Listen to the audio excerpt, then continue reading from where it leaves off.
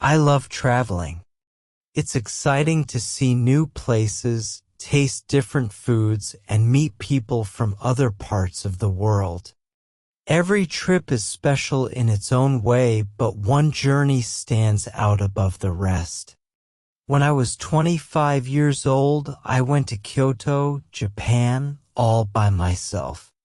It was my first big trip alone, and it became my most unforgettable travel experience. Let me tell you about it. Before the trip even started, I spent a lot of time getting ready.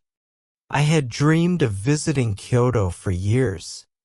People said it was a city full of history with beautiful temples, quiet gardens, and cherry blossoms in spring.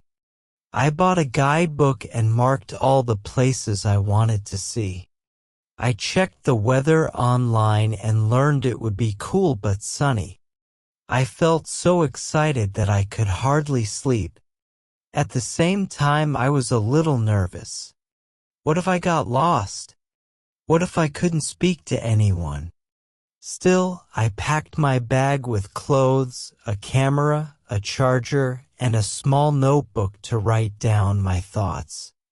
I also learned some Japanese words like hello, konnichiwa, thank you, arigato, and where is doko desu ka? I wanted to be ready for anything.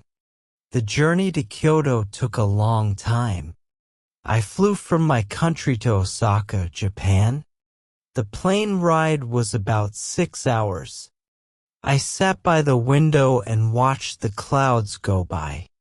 They looked soft and white like cotton. Sometimes I could see the ocean below shining in the sunlight. I tried to sleep, but I was too excited. After landing in Osaka, I took a train to Kyoto. The train was fast and the seats were comfortable. Outside, I saw green fields, small villages, and mountains in the distance. The sky was clear, and the air felt fresh when I opened the window a little. I listened to music and ate a sandwich I brought. A funny thing happened. My bag fell off the shelf when the train turned, and a kind lady helped me pick it up. We smiled at each other, even though we didn't speak the same language. When I finally arrived in Kyoto, I couldn't believe my eyes. The city was so different from my home. It wasn't loud or busy like other big places I knew. Instead, it felt calm and old, like stepping into a history book. The streets were narrow with wooden houses and little shops. My hotel was small but nice, with a soft bed and a window that looked out to a garden. I unpacked my things and went outside right away.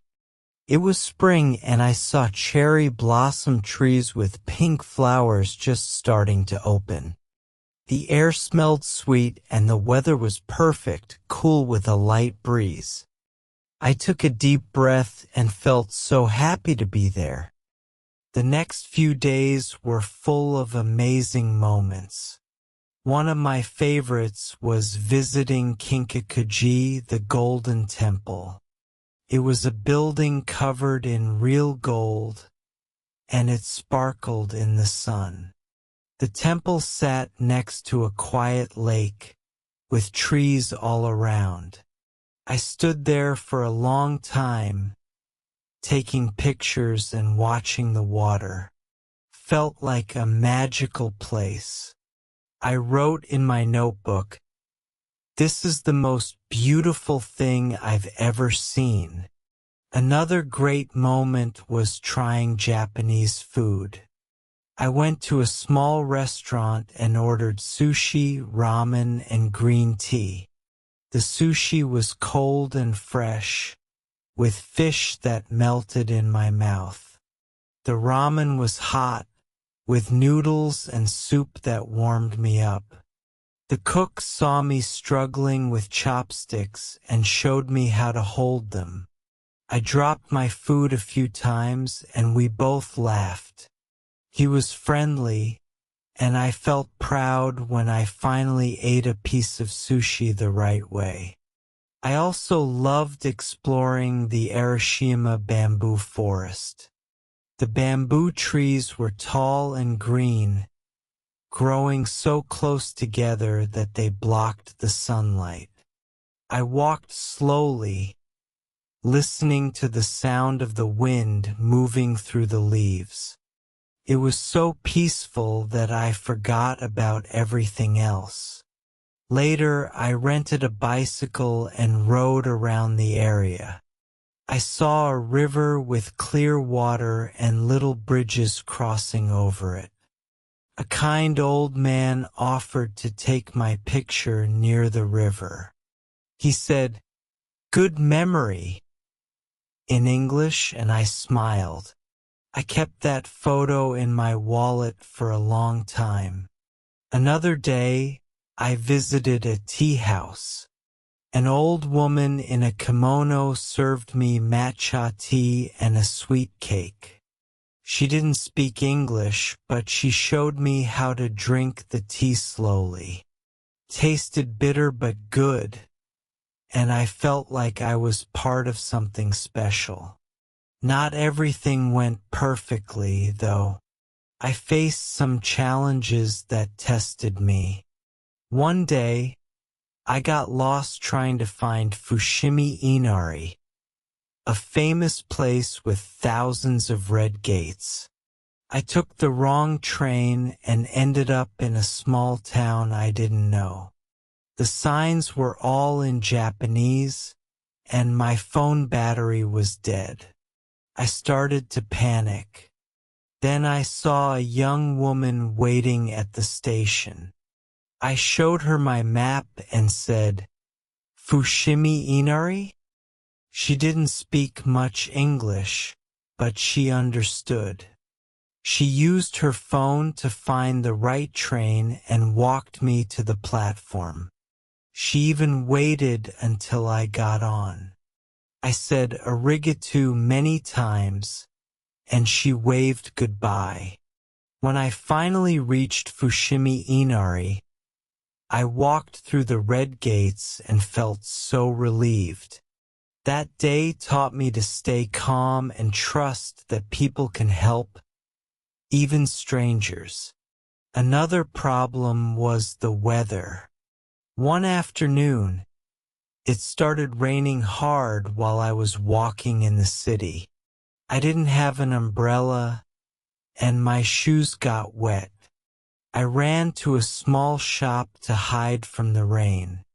The shop owner saw me shivering and gave me a cup of hot tea. He didn't say much, but he let me sit by a heater until the rain stopped. My clothes dried a little and I felt warm again. I bought a postcard from his shop to say thank you. That moment showed me that kindness can turn a bad day into a good one. I stayed in Kyoto for 8 days. On my last day, I went to Gion, the old part of the city. I saw women in colorful kimonos walking down the street. I sat by a river and ate a rice ball I bought from a market. The sun was setting and the sky turned orange and pink. I didn't want to leave. This trip was unforgettable because of the beauty I saw, the temples, the flowers, the forests. It was also special because of the people, the cook, the woman at the station, the shop owner, the old man with my photo. They made me feel welcome in a place so far from home. When I got back to my country, I looked at my pictures and read my notebook. I smiled at every memory. This trip changed me. It made me braver because I traveled alone and solved problems by myself. It taught me to enjoy small things like a cup of tea or a quiet walk. It showed me that the world is big and full of surprises. Kyoto will always be my favorite place because it was my first real adventure. I learned that traveling isn't just about seeing new things, it's about growing and finding joy in every moment. Now, I want to travel more. Maybe I'll go to another country or a new city. But Kyoto will stay in my heart forever. If you ever get the chance, go somewhere new. Pack your bag, take a deep breath, and start your own journey. You might find a story you'll never forget, just like I did.